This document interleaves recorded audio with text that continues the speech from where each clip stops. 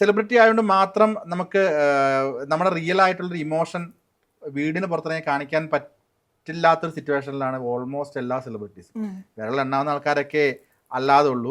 ഇപ്പം അവരൊക്കെ റിയൽ ആയിട്ട് നിൽക്കുമ്പോൾ അവർ ചാടാന്ന് പറയുന്നത് തെറി വിളിക്കുന്നത് കേൾക്കുന്നുണ്ട്. അല്ലാതെ പ്ലീസ് ചെയ്ത് പോകുന്നത് ഇപ്പം എപ്പോഴെങ്കിലും തോന്നിയിട്ടുണ്ടോ ഉണ്ടായിരുന്നു സെലിബ്രിറ്റി തോന്നിയിട്ടുണ്ടോ? ഇല്ല, അങ്ങനെ തോന്നിയിട്ടില്ല. പിന്നെ ഞാനിങ്ങനെ എപ്പോഴും ചിരിച്ച മുഖം മാത്രമല്ല, എൻ്റെ ചില വീഡിയോസാണ് ഇങ്ങനെ ഒരു ഇതില്ലാതെ എല്ലാവരും എന്നോട് പറഞ്ഞ് എനിക്ക് ജാടയുള്ള മുഖം എന്ന് പറഞ്ഞിട്ടുണ്ട്. കുറെ പേര് പറഞ്ഞിട്ടുണ്ട്. ഞങ്ങൾ വിചാരിച്ചു എനിക്ക് ഭയങ്കര ജാടയാണ്, മിണ്ടാൻ ഇത്തിരി. ഞാൻ ആക്ച്വലി ചിന്തിക്കും ഞാൻ അവിടെ പോയിട്ട് എനിക്ക് ഒരാളെ പോയി ബുദ്ധിമുട്ടിക്കണം. ഞാൻ കൈൻഡ് ഓഫ് ഇപ്പൊ എല്ലാരും പറഞ്ഞ ഒരു വേർഡ് ഉണ്ടല്ലോ, ആംബിവേർട്ട്, അതാണ്. അപ്പൊ ഞാനായിട്ട് വിചാരിച്ച അവിടെ പോയി ഇനി അവരെ ബുദ്ധിമുട്ടിക്കേണ്ടെന്നുള്ളൊരു സംഭവങ്ങളുണ്ടാവും. അപ്പൊ ചിലപ്പോൾ എൻ്റെ മുഖത്ത് ചിരി വരില്ല. ഞാൻ ചിലപ്പോൾ എന്താണ് പറയേണ്ടത്, ഇനിയിപ്പോൾ ഇങ്ങനെ നിൽക്കണോ, അതിൻ്റെ ഒക്കെ എൻ്റെ മുഖത്ത് വരും. എന്താണെങ്കിലും എനിക്കൊരു ദേഷ്യമാണെങ്കിലും എനിക്ക് കംഫർട്ട് അല്ല എന്നുള്ളതുണ്ടെങ്കിലൊക്കെ മുഖത്ത് വരും. അത് വരും, എങ്ങനെ പോലും വരും. ചിലപ്പോൾ വെറുതെ വേറെ എന്തെങ്കിലുമൊക്കെ ആയിരിക്കും വിചാരിച്ചിരിക്കും, പക്ഷെ മുഖത്ത് ഇങ്ങനെ സൈലൻസ് ആയതുകൊണ്ട് എല്ലാവരും വിചാരിക്കും ജാടയാണ്. അങ്ങനെയൊക്കെ എനിക്ക് ഉണ്ടായിട്ടുണ്ട്. അങ്ങനെ ഈ ആരെങ്കിലും പിണങ്ങിയിട്ടൊക്കെ ഉണ്ടോ സിമ്പിൾ ആയിട്ട്? അല്ലെങ്കിൽ ഇപ്പൊ പണ്ട് ഞാനിത് ഇന്നസെന്റ് സാറ് പറഞ്ഞിട്ടുണ്ട്, മാനാർമത്തായി സിനിമയുടെ ലൊക്കേഷനിൽ വാണി വിശ്വനാഥ്, വാണി വിശ്വനാഥ് അദ്ദേഹം അവർ വന്ന് ഷൂട്ടിന് ഇടുന്ന സമയത്ത് ഇന്നസെന്റ് സാറിന് മിണ്ടണമെന്നുണ്ട് എന്ന് ഇവരൊന്നും മിണ്ടണമില്ല. ഇത്ര ജാട പുറത്തുനിന്ന് വന്ന കർണാടകയാണല്ലോ കുറെ ദിവസങ്ങളിൽ ഇന്നസെന്റ് സാറ് മിണ്ടിയില്ല. പിന്നെ മനസ്സിലാവണേ അന്ന് മലയാളം അറിയാൻ പാടാത്ത പുള്ളിക്കാരി പേടിച്ചിരിക്കുവായിരുന്നു, എന്ത് മിണ്ടും എങ്ങനെ മിണ്ടും എന്നല്ല. അപ്പൊ നമ്മൾ കാണുന്ന കാഴ്ചപ്പാടുകൾ തെറ്റാണ് എന്ന് ഇന്നസെന്റ് സാറ് പറഞ്ഞു വെച്ചൊരു സ്റ്റേറ്റ്മെന്റിന് എക്സാമ്പിൾ ആണ്. അതല്ല ഇത് പറഞ്ഞപ്പോ ഞാനത് പെട്ടെന്ന് ശരിയാണ്. പലപ്പോഴും നമ്മൾ തെറ്റിദ്ധരിക്കപ്പെട്ടിട്ടുണ്ടോ ആരെങ്കിലും നിസ്സാരമായിട്ടാണെന്നുണ്ടെങ്കിൽ? എന്റെ കൂടെ വർക്ക് ചെയ്തിട്ടൊക്കെ തന്നെ ഒരു 5 ദിവസമൊക്കെ കഴിയുമ്പോൾ അവർ പറയും, ഞാൻ വിചാരിച്ചു നീ ഭയങ്കര ജാട, മിണ്ടില്ല, നീ ഓരോന്നോ നിന്റെ വിചാരം എന്നൊക്കെയുള്ള ഒരു ആറ്റിറ്റ്യൂഡ് അങ്ങനെ ഞങ്ങൾക്ക് തോന്നിയ. പക്ഷെ ഒന്നുമില്ല, വാ തുറന്നപ്പോ പോയി അങ്ങനെ പറഞ്ഞിട്ടുള്ളവരൊക്കെ ഉണ്ട്. കോ-ആക്ടേഴ്സിന് പോയി ഇത്രയുള്ളൂ പറയാറുണ്ട്.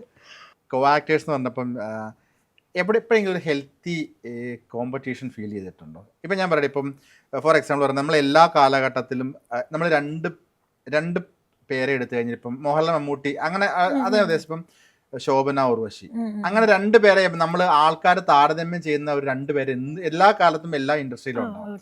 ഇപ്പം അതിഥി സ്വയം, ഇപ്പം ആര് പറഞ്ഞില്ല, അതിഥിക്ക് സ്വയം ഞാനും ഇവരും ഒരേ രീതിയിലാണ് പോകുന്നത്, അല്ലെങ്കിൽ എനിക്ക് കിട്ടേണ്ടിരുന്ന സിനിമകളാണ് അവർ ചെയ്യുന്നത്, അല്ലെങ്കിൽ ഞാൻ ചെയ്യുന്ന സിനിമകളാണ് ഒരു പക്ഷേ അവർക്ക് കിട്ടേണ്ടിരുന്നത്. അങ്ങനത്തെ ഒരു ഹെൽത്തി കോമ്പറ്റീഷൻ എന്തെങ്കിലും ആരുമായിട്ടോ അല്ലെങ്കിൽ ടോട്ടാലിറ്റിയിൽ ഉള്ളതായിട്ട് ഫീൽ ചെയ്തിട്ടുണ്ടോ?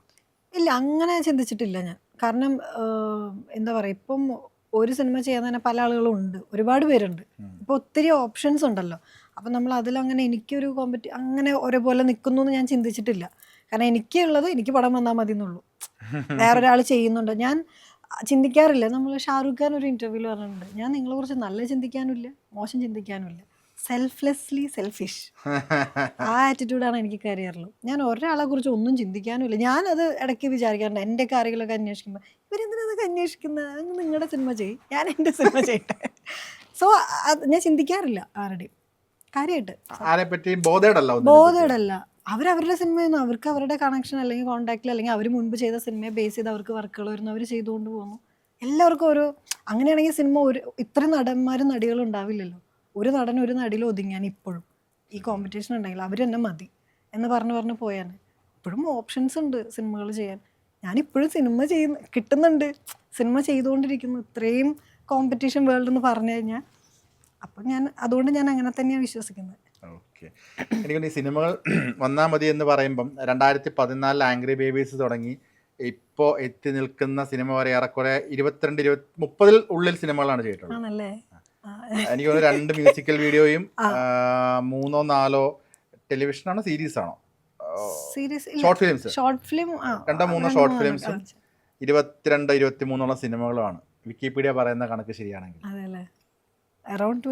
അത് ഇയർലി ഒരു 2 സിനിമ എന്ന് വെച്ച് കൂട്ടിക്കോ. സിനിമ ഇല്ലാതിരുന്ന വർഷങ്ങളുണ്ടോ? കോവിഡ് ആർക്കും സിനിമ ആ സമയത്ത്. പക്ഷെ ഞാൻ ഷോർട്ട് ഫിലിം ചെയ്തു.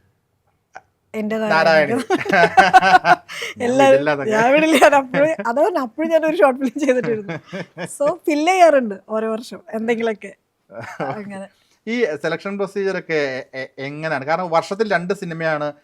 അതിഥിക്ക് വരുന്നതെല്ലാം സെലക്ട് ചെയ്യാനാണെന്നുണ്ടെങ്കിൽ ഇഷ്ടംപോലെ സിനിമകൾ ചെയ്യാം, ബാങ്ക് ബാലൻസ് വളരെയധികം കൂട്ടാം.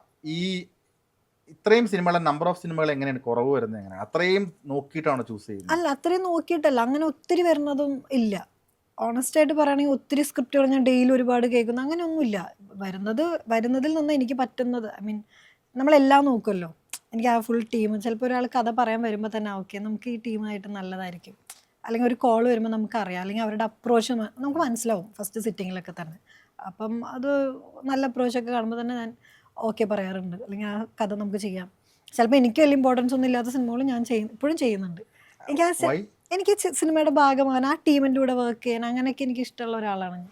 പക്ഷെ അത് കരിയറിനെ ഒരു ഇതുവരെ നെഗറ്റീവായിട്ട് ബാധിക്കില്ല? കാരണം ഒരു സൈഡ് റോൾ പോലെ ക്യാരക്ടർ ഒന്ന് ചെയ്യുന്നു പോകുന്നു, അവരങ്ങനെ ചെയ്യും, അവർ ഇല്ല, പക്ഷെ ഞാൻ അതിനനുസരിച്ച് ചിലത് എടുക്കാറില്ല, അപ്പം അതിനനുസരിച്ച് വീണ്ടും മാറും. ഇങ്ങനെ ഷിഫ്റ്റ് ചെയ്ത് എനിക്ക് ചെയ്യാൻ പറ്റുന്നുണ്ട്. ഞാനിപ്പോഴും ഹീറോയിനായിട്ട് ചെയ്യുന്നുണ്ട്.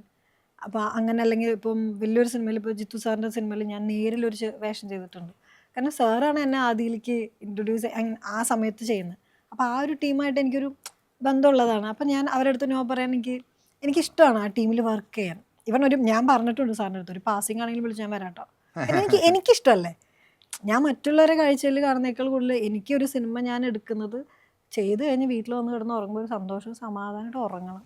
അതിപ്പോൾ പടം ഭയങ്കര ഹിറ്റോ സക്സസ് ഒക്കെ ആയിട്ട് അവാർഡൊക്കെ കിട്ടിയിട്ട് എനിക്കതിലൊരു സന്തോഷം തരുന്നില്ല, അല്ലെങ്കിൽ ഞാൻ ഭയങ്കര ടെൻഷൻ അടിച്ചിട്ടൊക്കെയാണ് ആ പടം ചെയ്തിട്ടുണ്ടെങ്കിൽ എന്താ അർത്ഥമുള്ളത്? പോയിന്റാണ്. എനിക്കത് ചെറിയ വേഷമാണെങ്കിൽ ഞാൻ പറയണം, അയ്യോ നല്ല ടീമായിരുന്നു, നല്ല സെറ്റായിരുന്നു, നല്ല വർക്കായിരുന്നു, എനിക്ക് അടിപൊളിയാണ്, ഞാൻ ഹാപ്പിയാണ്. ഞാൻ അൾട്ടിമേറ്റ്ലി നോക്കുന്നത് എൻ്റെ ഹാപ്പിനെസ്സിനാണ് ഇമ്പോർട്ടൻസ് കൊടുക്കുന്നത്.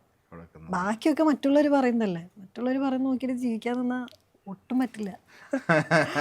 അത് അവരുടെ കണ്ണിലെ സക്സസ് അല്ല നമ്മുടെ സക്സസ്. അത് വളരെ കറക്റ്റ് ഒരു പോയിന്റ് ആണ്. നമ്മൾ ഹാപ്പി ആവുന്നത് തന്നെയാണ് ശരി ഏറ്റവും ഇമ്പോർട്ടൻ്റ് അതാണ്. ഇപ്പോൾ ഒരു 10 പേര് പറയാണ് ചേട്ടൻ നല്ല അടിപൊളി ലൈഫാണ് അവൻ്റെ, അവർ പറയുന്നതിലല്ല ചേട്ടൻ്റെ സക്സസ് ഇരിക്കുന്നത്, നമ്മളുടെ തോന്നലാണ് ഞാൻ ഓക്കെ ആണെന്നുള്ള. അപ്പം എനിക്ക് അവാർഡും എല്ലാം ഉണ്ട്, പക്ഷെ ഉറങ്ങുമ്പോൾ ഒരുപാട് മനസ്സമാധാനം ഇല്ല. എനിക്ക് പലരുമായിട്ടും പല ഇഷ്യൂസ് ഉണ്ട്, അല്ലെങ്കിൽ ഞാൻ ഓക്കെ അല്ല. പക്ഷെ പുറമേക്ക് ഡ്രസ്സപ്പൊക്കെ ചെയ്ത് ഒരു അവാർഡ് മേടിക്കാൻ സ്റ്റേജിൽ നിൽക്കുമ്പോൾ അതിലും സന്തോഷം കാണാൻ പറ്റുന്നതായിരിക്കണം ശരിക്കുള്ള സക്സസ്. അപ്പം എനിക്കതുകൊണ്ട് അത് നിർബന്ധമാണ്.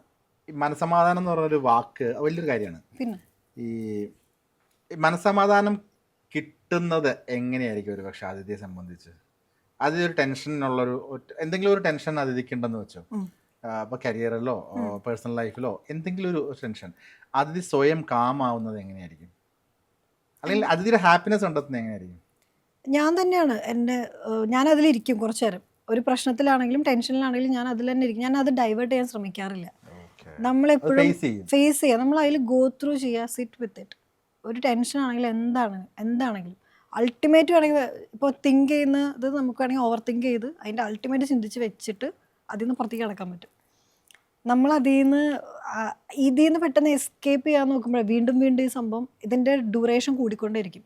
ഒരു ദിവസം ഫുള്ള് ടെൻഷൻ അടിച്ചിരുന്നു കഴിഞ്ഞാൽ ചിലപ്പോൾ മാറും അത്. നമ്മളത് പെട്ടെന്ന് മാറ്റാൻ വേണ്ടെന്നൊരു സിനിമയ്ക്ക് പോകാം, അല്ലെങ്കിൽ ഫ്രണ്ട്സിൻ്റെ അടുത്ത് പോയിരിക്കാം, ശരിയാവില്ല. അല്ലെങ്കിൽ ചിലർ വേറെ പലതും മാർഗ്ഗങ്ങൾ നോക്കുമായിരിക്കും.